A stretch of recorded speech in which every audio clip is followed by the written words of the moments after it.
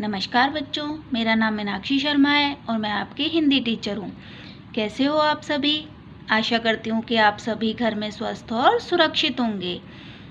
आज मैं आपको आपकी पाठ्य पुस्तक आरबीएसई हिंदी कक्षा 5 का 10वां पाठ नारी शक्ति की प्रतीक भगिनी निवेदिता के बारे में पढ़ाऊंगी। इस पाठ में भगिनी निवेदिता के बारे में बताया गया है। तो आइए हम सब मिलकर इस पाठ को पढ़ते हैं। अपने देश की बहुत कुछ कर गुजरने वाली महिलाओं से हमारा इतिहास भरा पड़ा है, परंतु एक विदेशी महिला ने भारत के लिए जो कार्य किया वह अनूठा है। अपने देश में ऐसी बहुत सारा इतिहास भरा पड़ा है जिसमें हमारे देश की महिलाओं ने हमारे देश के लिए बहुत कुछ किया, लेकिन एक विदेशी महिला ने भारत के लिए जो किया वो एक अनोखा कार्य है।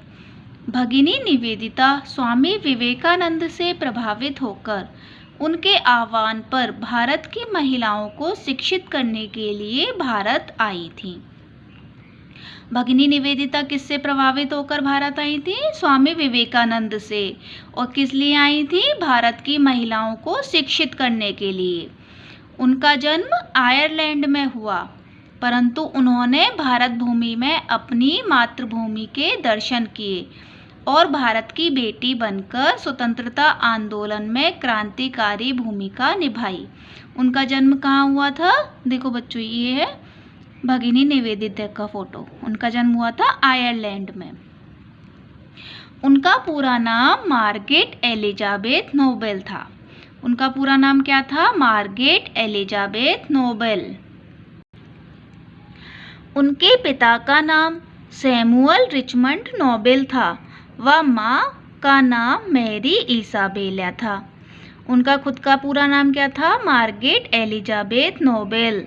और उनके पिता का नाम सैमुअल रिचमंड नोबेल और उनकी माँ का नाम मैरी इसाबेला था।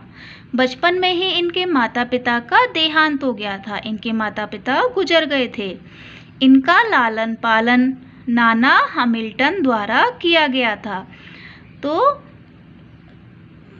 मार्गरेट एलिजाबेथ का लालन पालन किसके द्वारा किया गया था? उनके नाना हैमिल्टन के द्वारा। और क्यों किया गया था? क्योंकि इनके माता पिता बचपन में ही गुजर गए थे।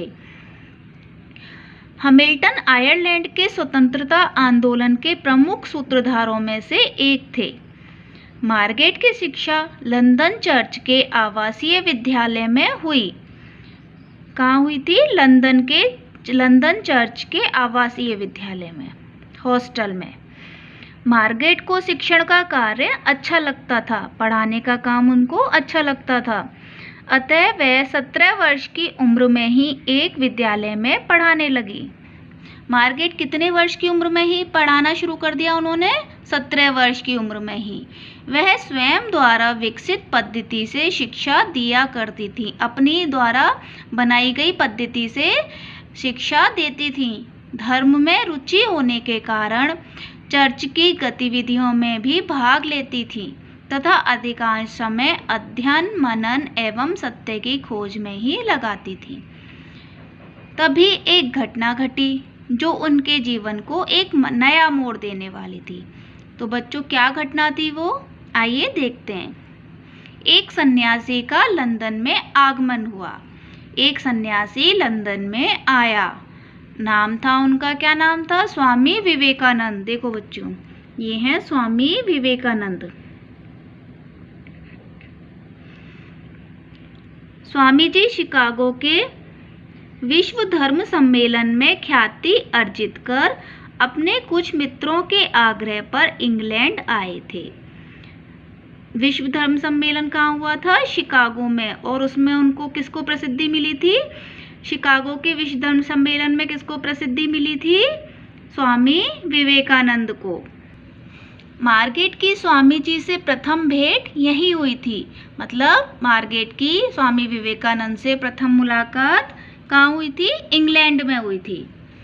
मार्गरेट ने स्वामी जी के प्रवचन सुने, वाद विवाद, तर्क वितर्क किया और अपने आप को पूर्ण संतुष्ट कर लेने के उपरांत ही उन्होंने स्वामी जी को अपना आदर्श चुना और स्वामी जी के आग्रह पर उन्होंने भारत आना तय कर लिया। तो उन्होंने क्या किया, वो स्वामी विवेकानंद से बहुत ज़्यादा प्रभावित हुई और उन्होंने खूब वाद विवाद किए, तर्क वितर्क किए, उनके प्रवचन सुने और जब वो अपने आप को उन्होंने पूर्ण रूप से पूरी तरह से संतुष्ट कर लिया, उसके बाद ही उन्होंने स्वामी जी को अपना आदर्श चुना और स्वामी जी के आग्रह पर, स्वामी जी के कहने पर उन्होंने भारत आना तय कर लिया। तो बच्चों, आज मैं आपको इतना ही पढ़ाऊंगी। इससे नेक्स्ट वीडियो में मैं आपको इस पाठ का शेष पाठ पढ़ाऊंगी, तो आप इसे पढ़िएगा। धन्यवाद।